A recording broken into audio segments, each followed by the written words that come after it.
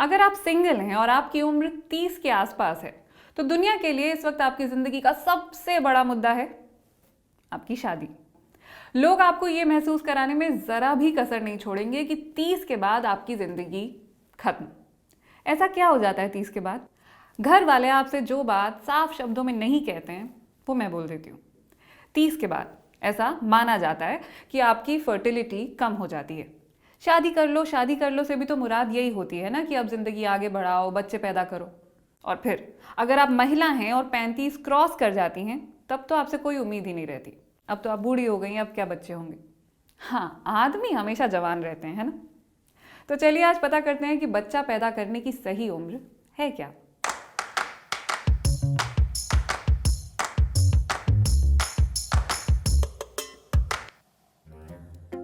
पैंतीस की उम्र के बाद फर्टिलिटी अचानक से गिर जाती है। माँ बनना बहुत मुश्किल हो जाता है। जानते हैं ये आइडिया कहाँ से आया? आज से कुछ 300 साल पहले की रिसर्च से।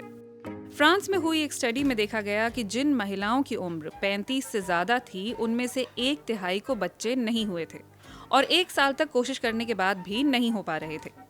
इस एक स्टडी का हवाला न जाने कितनी मीडिया और मेडिकल रिपोर्ट्स में दिया जा चुका है। लेकिन 300 साल पहले का जमाना भी तो अलग था ना। तब ना बिजली थी, ना आज जैसा खाना और ना दवाएं। उस जमाने में 35 की उम्र में तो आपको बूढ़ा घोषित कर दिया जाता था। आज का जमाना अलग है। पहले पढ़ाई, फिर करियर। इस सब में कई बार लोग 30-35 की उम्र तक बच्चों के बारे में सोच भी नहीं पाते हैं। लेकिन क्योंकि हमें इतना डराया जा चुका है कि 30-35 तक बच्चा नहीं करोगे तो कभी बच्चा नहीं होगा, इसलिए एक नई इंडस्ट्री ही खड़ी हो गई है, एग्स फ्रीज करने की। आपको बताया जाता है कि आप जवानी में ही अपने एग्स फ्रीज कराकर रख लें और फिर निश्चिंत हो जाएं। जब बच्चा करना होगा, एग्स इस्तेमाल कर लिए जाएंगे। ये खूब महंगा होता है और कंपनियां इससे बहुत कमाती हैं। लेकिन क्या आप जानते हैं कि इसमें सक्सेस रेट सिर्फ 20% होता है? और तो और आंकड़े दिखाते हैं कि जिन महिलाओं ने अपने एग्स फ्रीज कराए हैं उनमें सिर्फ 5% ने ही इनका इस्तेमाल किया है। चलिए अब एग्स को कुछ देर के लिए रखिए साइड में। पहले ये समझिए कि बच्चा ना होने की क्या क्या वजह हो सकती है। उम्र के अलावा और भी कई फैक्टर्स हैं जिन्हें हम इग्नोर कर देते हैं। सबसे पहला तो है स्मोकिंग। धूम्रपान पूरे रिप्रोडक्टिव सिस्टम पर बुरा असर डालता है। सिर्फ महिलाओं के लिए ही नहीं, पुरुषों के लिए भी स्मोकिंग बुरी होती है। अगला नंबर है एक्सरसाइज का। एक्सरसाइज बॉडी के लिए अच्छी होती है ना? लेकिन किसी भी चीज की अति कभी अच्छी नहीं होती। नॉर्वे में हुई एक स्टडी में देखा गया कि जो महिलाएं हर दिन हैवी वर्कआउट कर रही थी उनके प्रेग्नेंट होने के चांसेस बाकियों से 1/3 कम थे।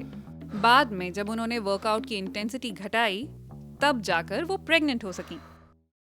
आप कंसीव क्यों नहीं कर पा रही हैं, इसकी और भी कई वजह हो सकती हैं। हो सकता है कि आपके पार्टनर का स्पर्म काउंट कम हो, या हो सकता है कि आप ओव्यूलेट ना कर रही हो। और एक वजह जो आजकल बहुत कॉमनली दिख रही है वो है पीसीओडी या पीसीओएस, यानी पॉलीसिस्टिक ओवेरियन डिजीज या पॉलीसिस्टिक ओवेरियन सिंड्रोम। होता क्या है ये? इसमें ओवरीज के अंदर छोटे छोटे फॉलिकल्स बन जाते हैं जिनकी वजह से टाइम पर एग रिलीज नहीं हो पाता है। वजह क्या है इसकी? हार्मोन्स।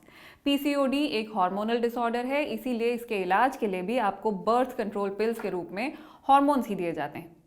पीसीओडी पर मैं डिटेल में फिर कभी वीडियो बनाऊंगी एनिमेशन वगैरह के साथ। फिलहाल आप इतना ध्यान रखें कि अगर आपके पीरियड्स इरेगुलर हैं, अगर आपके चेहरे पर हर महीने मुहासे आ रहे हैं, अगर आप रात को ठीक से सो नहीं पा रही हैं, तो डॉक्टर से एक बार इसकी जांच जरूर करा लें। बहरहाल बच्चा पैदा करने की कोई एक सही एज नहीं होती है। प्यूबर्टी से लेकर मेनोपॉज के बीच आप कभी भी कंसीव कर सकती हैं। हाँ, ये सही है कि अर्ली 20s में महिला और पुरुष दोनों सबसे ज़्यादा फर्टाइल होते हैं। लेकिन ऐसा नहीं होता कि 35 के बाद अचानक से फर्टिलिटी गिर जाए। ये ग्रेजुअली होता है, धीरे धीरे। आपका रिप्रोडक्टिव सिस्टम अगर ठीक से काम कर रहा है तो प्रेगनेंसी मुमकिन है। हाँ, ये समझना ज़रूरी है कि प्रेगनेंसी रैंडमली किसी भी दिन नहीं हो जाती है। सिर्फ तब होती है जब आप ओव्यूलेट करती हैं, जो कि महीने में सिर्फ एक बार होता है। आपके लिए ओव्यूलेशन डे कौन सा है, ये आप अपने डॉक्टर से पता कीजिए। जब आप ओव्यूलेट करती हैं तो एग स्पर्म से मिलने के लिए तैयार होकर बैठ जाता है। लेकिन ये लंबा इंतजार नहीं कर सकता।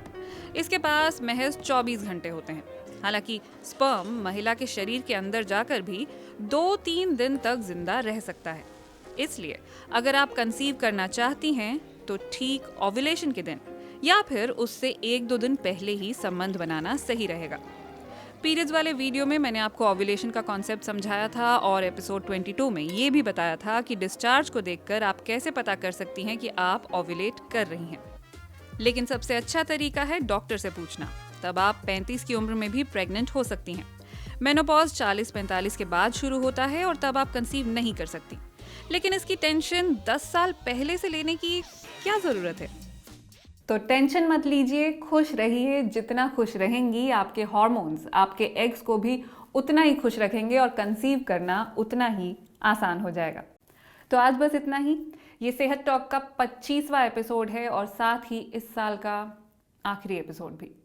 साल की शुरुआत की थी हमने कुछ ऐसे मुद्दों से जिन पर लोग खुलकर बात नहीं करते हैं।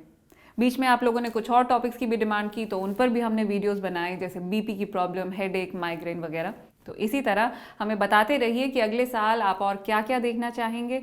और आपके कमेंट्स देखकर तो लगता ही है कि अब लोग कुछ हद तक खुलकर बात करने लगे हैं। आपने इस सीरीज़ को इतना सराहा, इतना सपोर्ट किया, उसके लिए आपका बहुत बहुत शुक्रिया।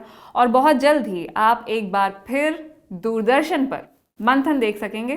साथ ही वो कौन थी का सीजन 2 भी मैं जल्दी लेकर हाजिर होंगी। आप लोग तब तक सेहत टॉक के जो वीडियोस आपने अब तक नहीं देखे हैं उन्हें देखें, उन्हें शेयर करें, सेक्सुअल हेल्थ को लेकर अवेयरनेस बढ़ाएं और सबसे बढ़कर अपना और अपने परिवार की सेहत का ख्याल रखें। नए साल में आपसे फिर होगी मुलाकात। नमस्कार।